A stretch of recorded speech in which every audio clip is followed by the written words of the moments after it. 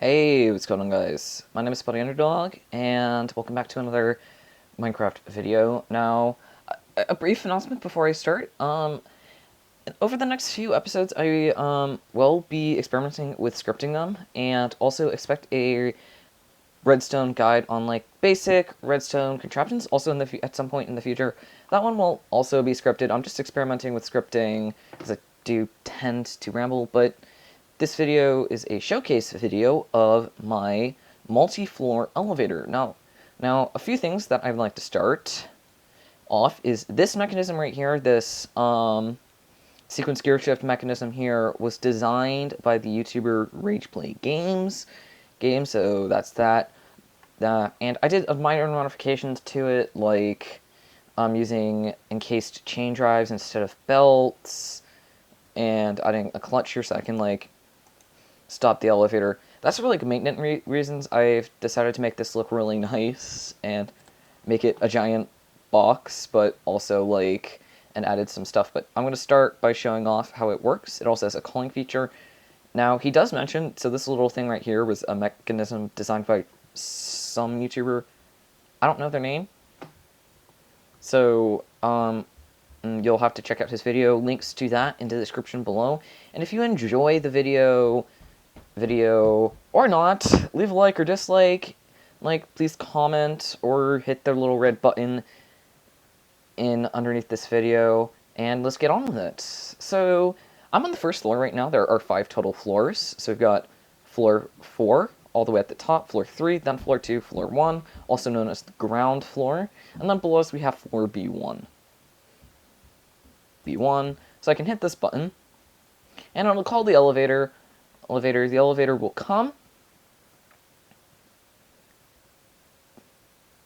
arrive, the door will slide off to the side, and I can sit down on either here or here. And what's nice about this is that I can touch all these buttons, reach all of them and everything. I want to go to the 4th floor, so I hit this button, and the door closes behind me. The elevator starts to move up, and as you can see, this back wall isn't actually part of it, neither is the front wall, and we can pop out of our seat, and we are now on the 4th floor.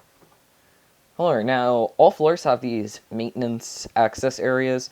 This is just so that, like, you can, like, access it. It's actually fairly simple. You can just, I'm going to leave the video link, not only a link to Rageplay Games channel, but, who designed the mechanism, but also the video on how to build it. We'll do it in the description of this video. So if you'd like to check him out, I would highly recommend doing it. He's made several videos, including a couple of his builds that I've actually built into my Create world, like the chocolate factory over there, and this lava factory right here. Here, to name a few. So I'm on the 4th floor right now. Say, I can also then go to the 2nd floor. So I can just hit that button, I can go to the 2nd floor, and I can actually pick whatever floor I want to go to, and I can actually show you. So I'm on the 2nd floor. I'm going to go to the basement floor, which is honestly I feel like my favorite floor here. What's really nice is that you can actually pick whatever floor you want to go to. So now that we're here, the door opens from the floor, so I can come here, send it to the 3rd floor. It'll go up to the 3rd floor. The door closes, and it's going up to the 3rd floor. But say I don't know where it is, and I want to do some stuff. I can get my little key card. Say I'm a maintenance worker, and I want to do some maintenance. I can just insert that item there. Insert my key card here, push the button, the door opens, and then I can grab my key card again through the little stair gap there, and I can come around, and I can always exit again this way.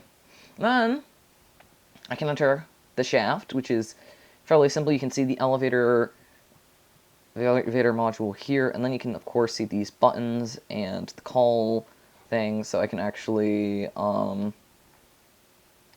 bring it down. Say 2nd floor, because the 2nd floor is up. It'd be at the top right now, and then there's the calling mechanism if I want to bring it all the way down now. I can't do that. Anyway, so down this way is just a little tunnel for the thing. And of course I got like this little tunnel in case you're stuck down here and you can't get yourself out. You're out and you're stuck. There's a bunch of tunnels that just allow you to get around. And then here's the back of the redstone. Just of the panels, you can see the redstone links. I'm just gonna fall down here and you can see on each floor there are 4 redstone links. Essentially the way it works is that wherever the white is, that signifies whether it's going up or down, and then the color of wool. So blue wool means up 4 blocks, orange wool means up 8 blocks, magenta wool means up 12 blocks, and yellow wool means up 16 blocks. This is a 4-floor elevator, and you can go up like a massive 16. Oh wow, can't even realize I missed that. 16 blocks because it's that big. And then up here you can see everything. So this is up 4 blocks. This is down 4 blocks. Of course, the basement, and the roof are essentially the exact same thing, except they're opposites. Up, down, and all the floors have up, down. This one has 1 up, 3 down. This one has 2 up, 2 downs. This one has 2 up. This one has 2 up, 3 ups, 1 down, and then this one is all up. So you can actually see that depending on the floor, the number of ups you have actually changes. So if I had a 6-floor elevator, I'd have 5 of these links. If I had a 7-floor elevator, I'd have yada yada yada. Now, it's actually fairly simple actually to expand how far your elevator goes. You just add 2 more of these sequence gear shifts. Either you can add them that way, or even pop up a couple blocks and have them up here. I don't know if the redstone links provide power up that way, but if you can, but also, like, if your sail is in the way, windmill's in the way, you can always just change the direction. It is powered, and this is powered by a windmill. Well, that generates a bunch of stress capacity. But you might be like, what's Buddy Underdog? Why do I have a windmill generator with only 3,584 when this isn't going to be generating anywhere near 3,584 stress units? Well, the reason is actually because of the doors. If you noticed, so I'm setting that down to there, and you'll notice at this speed it uses 128 stress unit capacity. But if I flop down this ladder and I come back here, you'll notice the doors have pistons, and these things are using 256 stress units, and I've also installed this little thing, and this is yet again something that I've added all this andesite, extra andesite to do it. So you've got a shaft, this gearbox, and then you've got a gearbox that changes the direction from this. So the windmill brings its power down. It goes into this rotational speed controller, which converts its rotational speed from here to 64, which is the speed at which these are being extended at. And then I reduce the speed by half, so that means the elevator is moving up at a 30 rotations per rotations. And then on every floor we have pistons on every floor. So you'll note so that bottom floor, this floor, and the floor above me, these 1, 2, 3, and 4. You can't see 4 though.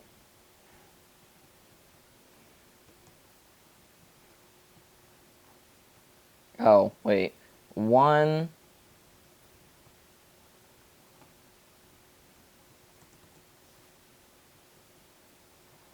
2, 3, and 4, which the elevator is currently on this floor. And then finally we can come down this way, and here's number 5. Now number 5, actually, because of the way it was done, it's actually off when the door opened, but that's okay. It's just one of those, like, tad mildly infuriating things, but honestly, that's it. And you actually might notice that these doors are actually opened by observers. They're actually significantly, and at least in my opinion, better than redstone contacts, because fun fact actually about redstone contacts is that they will, while moving, provide power whenever 2 ends connect. which just isn't helpful. The observer, on the other hand, won't send a signal, and what's actually pretty interesting is that if I can actually properly do this, is that the observer, and this is something that I used in my original elevator design that I built, my first elevator, was the fact that observers could actually detect the block arriving, the machine arriving, which, as you just noticed, it did. It can detect the elevator arriving, and then, as you can see, it can detect it. Now, you might notice it takes a bit of delay because, one, the elevator goes from a block format to an entity. If you think about it, when Create is moving these blocks around, it is making them entities. So the observer detects that entity change immediately upon the elevator being sent up, but when it arrives, the elevator hits the ground, and then it takes time for the Create to then turn it back into a block, meaning there'll be a bit of delay from when it arrives at the floor to the door being opened. That is something that is unfortunately unavoidable, but as soon as it leaves, the door will close, and this just looks significantly cleaner than the design that Rage Play Games used because, well, you don't see any pistons! And also, so I just pretty like it, and also, I have seats. I added seats into my elevator chassis. See, and we went to the 4th floor. And we can even go to, and also we can go to the 3rd floor. 3rd floor works, and actually, fun fact about and then we can go to the 2nd. We can go one by one, or we can go directly to the floor that we want, which is actually something pretty nice. As you saw by the redstone links on the back, you can go to whatever floor, and they all work, I promise you. It's just like an actual elevator where you can get on any floor that you want, hit a button, and you go to that floor. You go to the floor that you want. Now, obviously, if this elevator existed in real life, major safety concern. But, yeah, it's Minecraft, and I need to fix my farm. Anyways, I hope you enjoyed this little demonstration of my latest Create Mod build, and in the future, I expect to do some more formal scripted videos, and I hope you enjoyed just that brief announcement of scripted videos. Like I said, I tend to ramble, like you just noticed.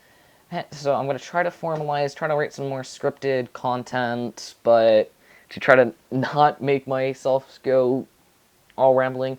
But I will do a bit of a semi-scripted world tour when I get some more stuff added to this world, more than like a bunch of like farms added to this place. So I hope you all enjoyed, and if you did, please leave a comment, a like, a dislike, or hitting that little red button underneath the video. Go, and goodbye!